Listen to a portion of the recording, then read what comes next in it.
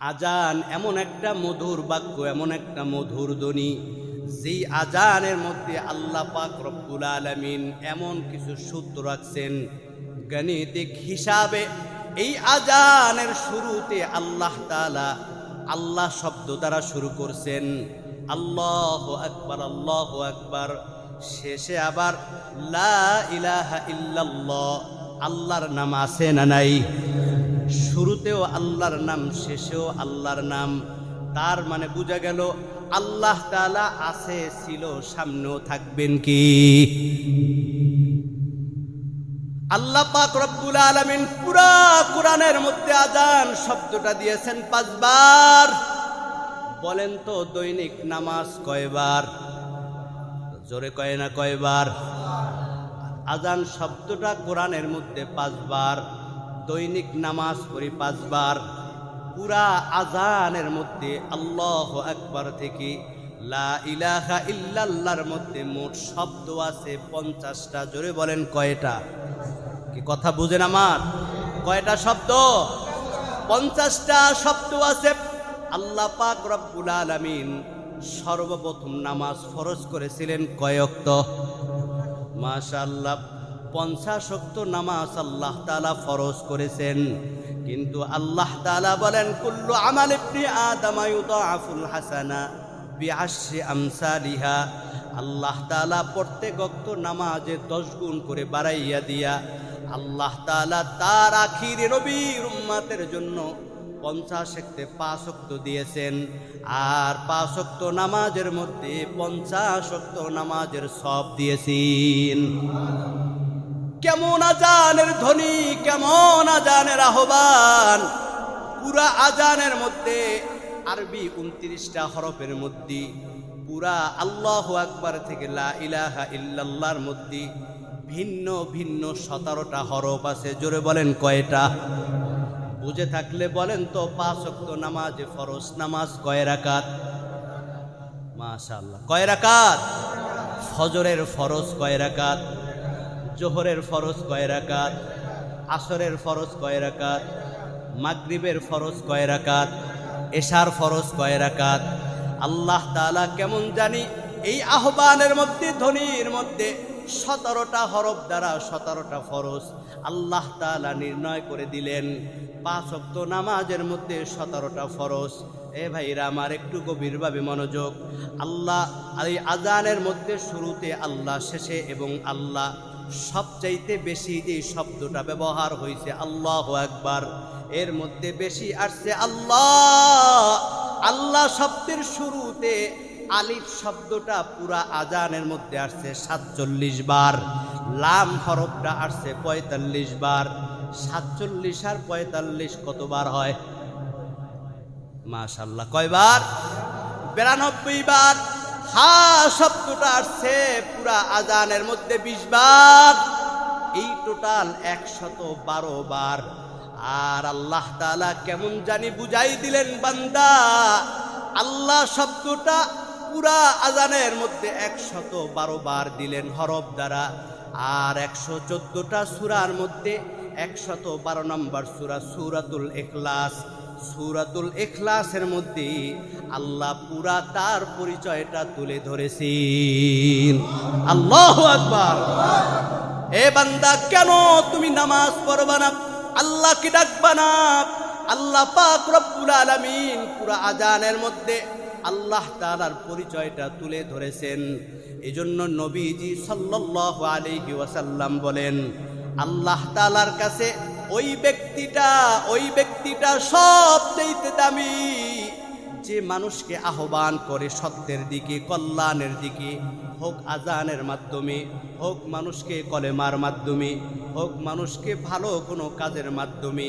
এই মানুষটা আল্লাহর দরবারে এমন দামি, মৃত্যুর পর আল্লাহ তাআলা কিয়ামতের দিন হাসরের ময়দানে এই মানুষটাকে গোটা হাসরবাসীর সামনে আল্লাহ তাআলা নূরানি চেহারা বিশিষ্ট করে উঠাইবে। আরো জোরে বলি আল্লাহু আকবার। বিসমিল্লাহির রহমানির রহিম। ওয়া মান আহসানু আহসানু কওলাম মিম্মান দাআ ইলাল্লাহি وعمل صالحا وقال إنني من المسلمين জোরে বলি আল্লাহু আকবার। আল্লাহ তাআলা বলেন, পয়গম্বর আপনি জানিয়ে দেন ওই ব্যক্তির চাইতে কে দামি আছি, কে শ্রেষ্ঠ আছি, যেই ব্যক্তি মানুষকে আল্লাহর দিকে আহ্বান করে, মানুষকে আল্লাহর দিকে কল্যাণের দিকে আহ্বান করি। মুফাসসিরিনে কেরাম বলেন এই ডাকা আহ্বান করার ইঙ্গিত বোঝানো হয়েছে মুয়াজ্জিনের দিকে, কারণ মুয়াজ্জিন দৈনিক 5 বার মানুষকে আহ্বান করে কল্যাণের দিকে। হাইয়া আলাস সালাত, এ মানুষ আসো আল্লাহর নামাজের দিকে। হাইয়া আলাল ফালাহ, আসো তোমরা কল্যাণের দিকে। এই মানুষগুলাকে দৈনিক 5 বার আহ্বান করা হয়। আর এই সর্বপ্রথম আহ্বান করেছিলেন নবীজির প্রিয় সাহাবী হযরত বিলাল রাদিয়াল্লাহু তাআলা আনহু। কি একটু গভীরভাবে মনোযোগ। পৃথিবী সৃষ্টির শুরু থেকে 1,23,999 জন নবী এবং রাসূল জমিন থেকে চলে গেছেন, কিন্তু কোন নবীর মাধ্যমে, কোন নবীর উম্মতের মাধ্যমে এইভাবে আহ্বান আল্লাহ তাআলা দেয় নাই। একমাত্র আখিরি নবী মুহাম্মাদুর রাসূলুল্লাহ সাল্লাল্লাহু আলাইহি ওয়াসাল্লামের উম্মতের কল্যাণের জন্য আল্লাহ তাআলা এই আহ্বান রেখেছেন। নবীর প্রিয় সাহাবী হযরত বিলাল রাদিয়াল্লাহু তাআলা আনহু এমন একজন সাহাবী ছিলেন, এমনিতেই পৃথিবীর শ্রেষ্ঠ মুয়াজ্জিন হয় নাই, এমনিতেই পৃথিবীর শ্রেষ্ঠ আহ্বানকারী হয় নাই, এমনিতেই পৃথিবীর শ্রেষ্ঠ কল্যাণের দিকে আহ্বানকারী ব্যক্তি হয় নাই।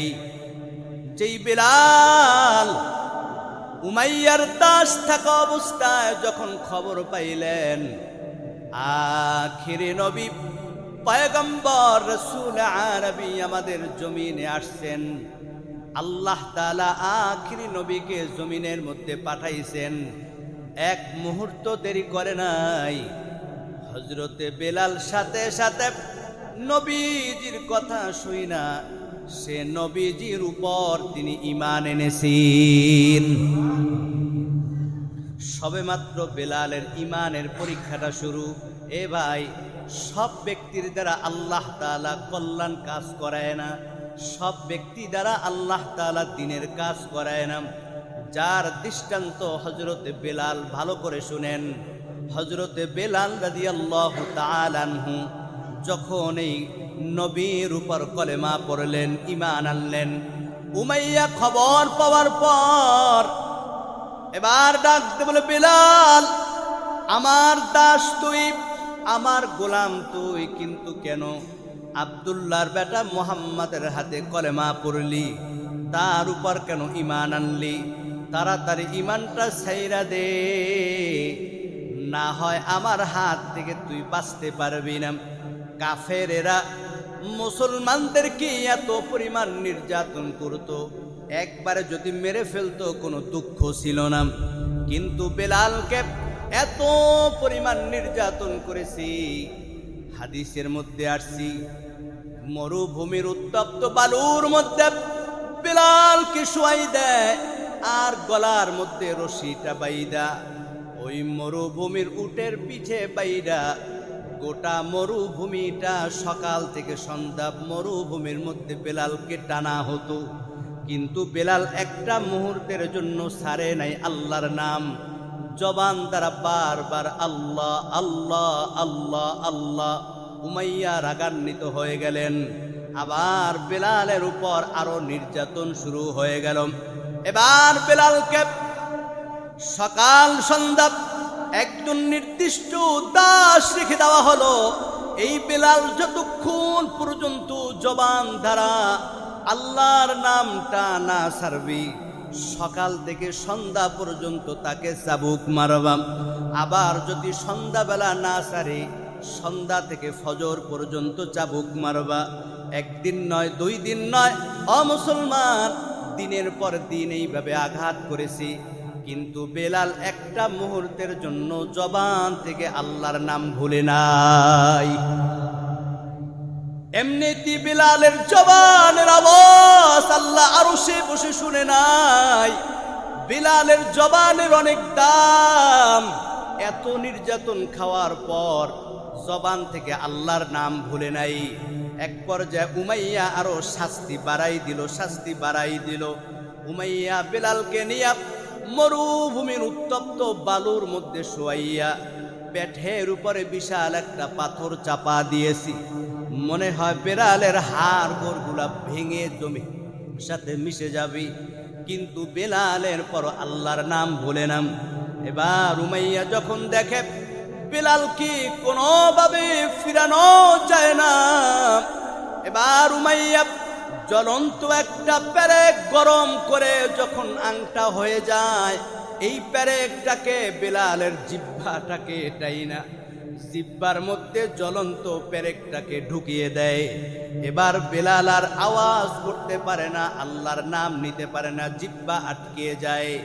এই ঘটনা যখন নবীজির আর এক সাহাবী হযরতে আবু বকর দেখে, সহ্য করতে পারে নাই। ও নবী, বেলালের কষ্ট সহ্য করা যায় না, আপনার উপর ঈমান আনার কারণে, ও নবী, আপনার কলেমা জবান ধারা পড়ার কারণে উমাইয়া এত পরিমাণ শাস্তি দেয়, আমি আবু বকর সহ্য করতে পারি না গো নবী। একটাবার আপনি যদি নবী পারমিশন দেন, আমি বেলালকে উমাইয়ার কাছ থেকে আজাদ করে দিব। নবীজি পারমিশন দিলেন, যাও বেলালকে আজাদ করে দাও। আবু বকর একটা দৌড় দিয়া উমাইয়ার কাছে চলে গেল। এ উমাইয়া, এই দাসটা তুমি আজাদ করে দাও, বিনিময়ে তুমি কি চাও? বলে, তুমি কি দিতে চাও? উমাইয়া চিন্তা করে, যেই দাস আমার খেয়ে আমার পরে আব্দুল্লাহ বেটা মোহাম্মদের হাতে কলেমা পড়ছে, কে রেখে আর কি হবে? এত শাস্তি দেই যেহেতু আল্লাহর নাম বলে না, নবীকে বলে না, একে রাখার দরকার নাই। যাও 500 দিরহাম দিলে এই বেলালকে আজাদ করে দিব। আবু বকর ডাক দিয়া বলে, আল্লাহর কসম, আমি আবু বকরের গোটা জিন্দেগীর সমস্ত সম্পদ যদি চাইতা, নবী বলেছে বেলালকে আজাদ করে দাও, আমার সমস্ত সম্পদের বিনিময় হলেও আমি বেলালকে আজকে আজাদ করেই নিতাম। আল্লাহু আকবার। বেলাল মুক্ত হয়ে গেল, নবীজির কাছে চলে আসলো। যেই গরিব বেলালের কিছু নাই, বেলাল এবার নবীকে পাইয়া বড় খুশি। একটা মুহূর্তের জন্য বেলাল নবীর কাছ থেকে যায় না, সারাটা দিন বেলাল নবীজির কাছে বসে থাকি। বেলাল খুশিতে জোরে জোরে তিনি কোরআন তেলাওয়াত করতেছেন। মজলিসের মধ্যে বাকি সাহাবীদের ডিস্টার্ব হচ্ছে। সাহাবীরা ডাকতে বলে, ইয়া রাসূলুল্লাহ, বেলাল এত জোরে জোরে আল্লাহকে ডাকে, তেলাওয়াত করে, আমাদের আমলে নষ্ট হয়, আমাদের আমলের মধ্যে কষ্ট হয়। নবীজি বলেন, বেলালকে বাধা দিস না, কারণ এই বেলাল জোরে জোরে পড়ে মালিকের সন্তুষ্টির জন্য। এই বেলালের ইমানটা বড় কষ্টে, বড় ত্যাগ, বড় বিনিময়। বেলালকে বাধা দিস না, বেলালকে বেলালের মতো আমল করতে দি। ওই বেলাল আল্লাহর দরবারে এমন ভাবে কবুল হয়ে যায়। নবীজি বলেন, আমি যখন মেরাজের রাত্রে যখন আল্লাহর বাড়িতে গেলাম, এই 7 আসমান পাড়ি দিয়া যখন আরশের মধ্যে ঘুরতেছি, আল্লাহ তাআলা যখন জিবরাইল আলাইহিস সালামের মাধ্যমে জান্নাত দেখাইতেছেন, আমি দেখতেছি ওই জান্নাতের মধ্যে আমার বেলালের পায়ের আওয়াজ ঠক ঠক করে পাওয়া যায়। নবীজি আশ্চর্য হয়ে গেলেন। বেলালের আওয়াজ জান্নাতের মধ্যে আসলো কিভাবে?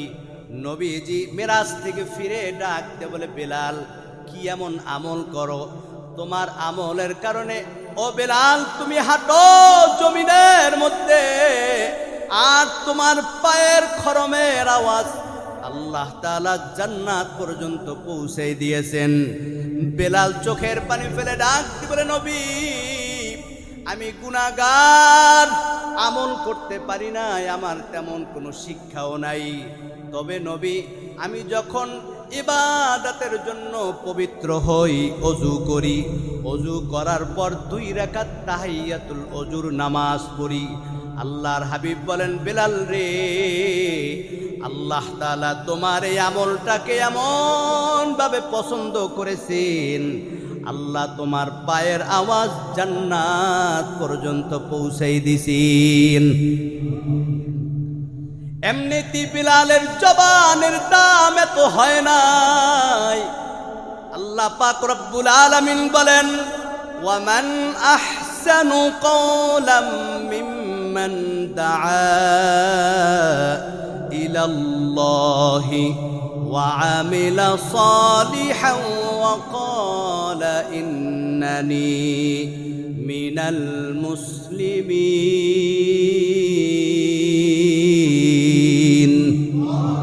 ওই ব্যক্তির চাইতে কার কথা দামি হতে পারে যে মানুষকে আল্লাহর দিকে আহ্বান করি। নবীজি যখন মক্কা থেকে মদিনা হিজরত করে যায়, হযরতে বেলালও নবীজির সাথে মদিনায় যায়। নবীজি সাল্লাল্লাহু আলাইহি ওয়াসাল্লাম ইবাদতের জন্য সাহাবীদেরকে নিয়ে একটা ঘর বানাইলেন, যেই ঘরটার নাম হচ্ছে মদিনাতুল মুনাওয়ারা। এই মসজিদটা নবীজি তৈরি করার পর মানুষদেরকে কিভাবে আহ্বান করবে, একত্রিত করবে, কিভাবে ডাকবে চিন্তা ফিকির করতেছেন।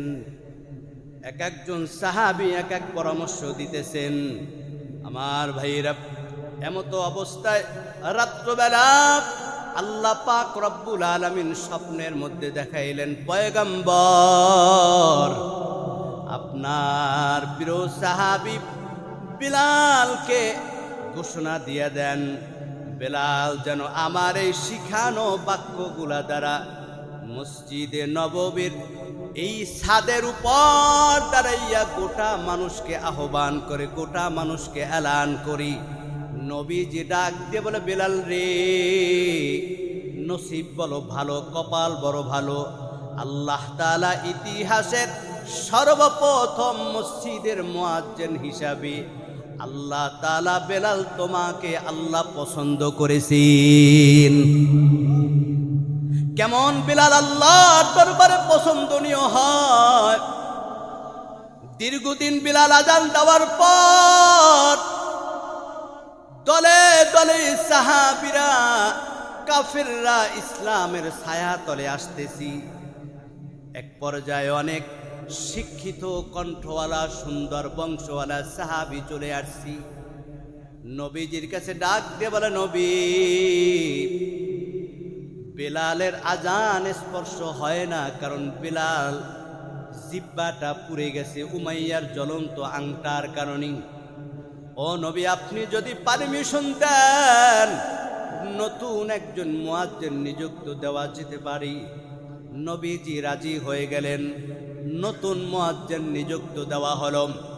ফজরের সময় যখন আজান দেওয়া হয়, আমার ভাইরা নতুন মুয়াজ্জিন সমস্ত মানুষগুলা যখন নামাজে চলে আসলো, নামাজে ফজরের সময় ফজরের নামাজের অপেক্ষায় সুন্নত করে বসে আছে নবীজি কখন জামাতে দাঁড়াবেন।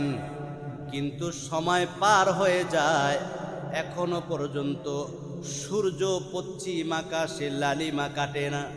নবীজি আশ্চর্য হয়ে গেলেন, কি ব্যাপার, আজকে কি আর সূর্য উঠবে না? ঘন্টার পর ঘন্টা পার হয়ে যায়। জিবরাইল আলাইহিস সালাম হাজির হয়ে গেল। ও নবী, আল্লাহ পাক রব্বুল আলামিন পাঠাইছেন। আল্লাহ তাআলা জানতে চাইছেন আজকে কি মসজিদে নববীর মধ্যে ফজরের আজান দেওয়া হবে না? আজান হয়েছে কি হয় নাই? কি বলেন, হয়েছে কি হয় নাই?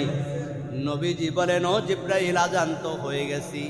জিব্রাইল আলাইহিস সালাম ডাক দিয়ে বলে, নবী, আজান আল্লাহর দরবারে কবুল হয় নাই। আল্লাহ পাক রব্বুল আলামিন দৈনিক যখন 5 ওয়াক্ত নামাজ বিলাল আজান দেয়, আমার আল্লাহ তাআলা স্বয়ং বেলালের আজান আল্লাহ তাআলা শুনেন। শুধু আল্লাহ শুনেন। আরে নবী, ও নবী, আমার আসন হচ্ছে 7 আসমানের উপরে সিদরাতুল মুনতাহায়। ও নবী, আল্লাহ তাআলা ওইখানে একটা ঘর বানাইছে, বাইতুল মামুর, ফেরেশতাদের ইবাদতের ঘর। ও নবী, জমিনের মধ্যে আপনার বেলাল যখন আজান দেয়, সমস্ত ফেরেশতারা ওই বাইতুল মামুরে বসে বেলালের আওয়াজ তারা শুনতে পায়। ও নবী, বেলাল আজান দেয় নাই, যার কারণে আজান কবুল হয় নাই গো নবী। ও নবী, এই বেলালের আজান আল্লাহ তাআলা এমন ভাবে কবুল করেছেন, আজকে যদি বেলাল ফজরের আজান না দেয়, আল্লাহ তাআলা বলেছেন কিয়ামত পর্যন্ত জমিনে সূর্য উঠাইবে না। যদি সূর্য উঠাইতে হয় তাড়াতাড়ি বলেন বেলালকে আবার আজান দিতে। নবীজি ডাক দিয়ে বলেন, কই বেলাল, তাড়াতাড়ি আয়, জমিন ধ্বংস হয়ে যাবে, সব কিছু নষ্ট হয়ে যাবে। ও বেলাল, তাড়াতাড়ি আজান দে। আল্লাহ তাআলা তোমাকে মুয়াজ্জিন থেকে বাদ দেওয়ার কারণে আল্লাহ বড় নারাজ হয়ে গেছে। এবার যখন বেলাল আজান দিল, আজান শেষে নবীজি নামাজ শেষ করছি, সাথে সাথে সূর্য জমিনের মধ্যে উঠে যায়। কেমন আহ্বানকারী বেলাল! নবীজি যখন দুনিয়ার থেকে বিদায় হয়ে গেল, বেলাল পাগলের মতো, কলা কাটা মুরগির মতো লাফাচ্ছে। বেলাল আর আজান দিতে চায় না। আবু বকর, ওমর ডাক দিয়ে বলে, বেলাল, কেন তুমি আজান দিবা না? বলে, যে আজান দেওয়ার পর আমি যখন তাকাইতাম, হাইয়া আলাস সালাত, ডানে যখন তাকাইতাম, দেখতাম আমার নবী হুজরাত থেকে বের হচ্ছে। নবীজির চেহারা দেখে আমি বেলালের দিলটা শান্ত হয়ে যাইত। যখন আমি হাইয়া আলাল ফালাহ বাম দিকে তাকাইতাম, দেখতাম আমার নবী মেহরাবের মধ্যে বসে গেছে। আমি বেলালের দিলটা শান্ত হয়ে যাইত। আমি আজান দিলে যেই নবী আর নামাজের মধ্যে আসবে না, আমি বেলাল আর সেই আজান দিতে চাই না। বেলাল পাগল হয়ে গেছে নবীজির জন্য।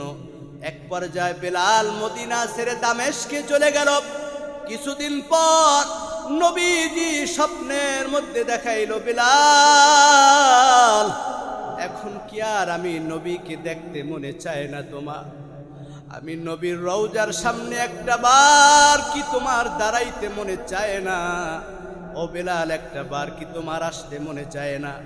বেলাল স্বপ্নে দেখার পর পাগলের মতো ছুটে আসছে মদিনার মধ্যে। ওই বেলাল মদিনাতে আসার পর আবু বকরের সাথে দেখা হয়ে গেল। আবু বকর ডাক দিয়ে বলে, বেলাল, কেন তুমি আমাদেরকে ছাইরা দূরে চলে গেলা?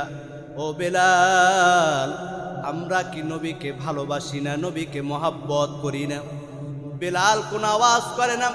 আবু বকর ডাক দিয়ে বলে, বেলাল, দীর্ঘদিন পরে তোমাকে পাইছি, তোমার সুললিত কণ্ঠে একবার কি আজানটা দিবানি? বেলাল বলে, না না, সেই আজান দিলে নবীকে দেখবো না, ওই আজান আমি বেলাল দিতে পারবো না।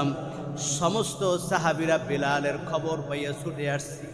বেলাল রে, একটা বার কি মধুর কণ্ঠে আজান দিবা নাকি? বেলাল বলে, না না, আমি আজান দিতে পারবো না।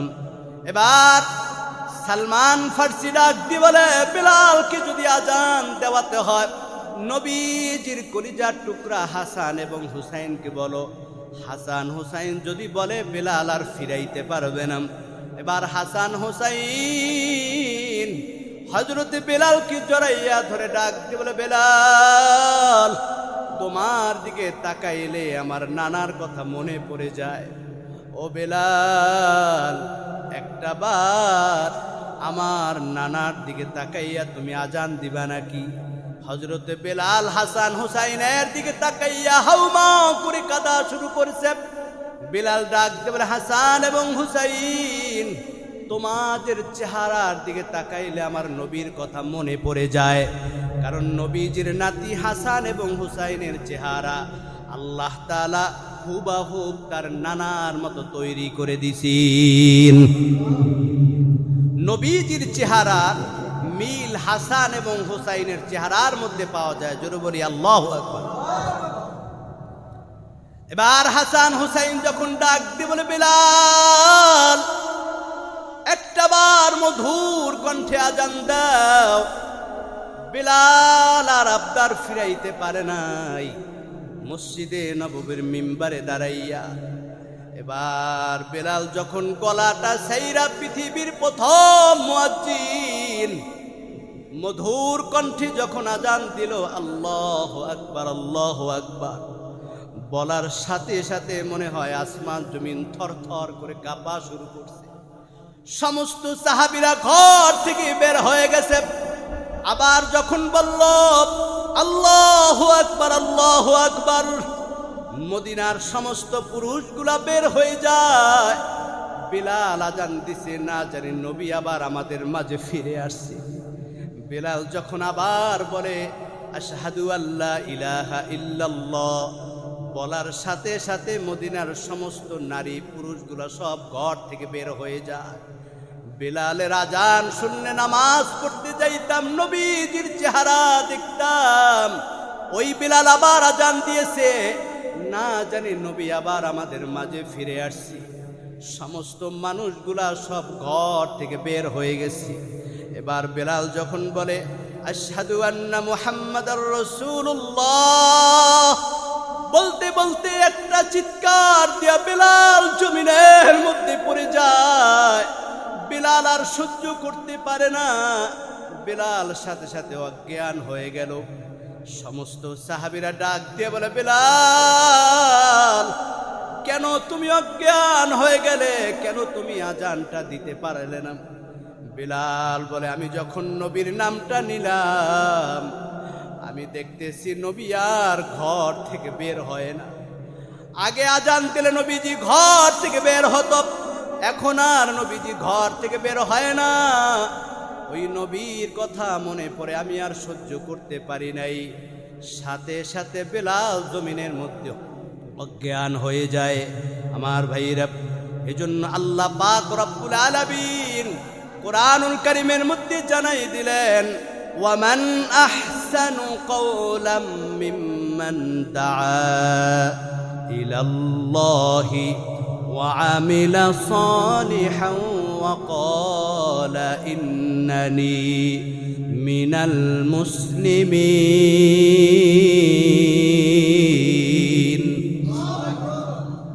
আজান এমন একটা মধুর বাক্য, এমন একটা মধুর ধ্বনি, যেই আজানের মধ্যে আল্লাহ পাক রব্বুল আলামিন এমন কিছু সূত্র রাখছেন গাণিতিক হিসাবে।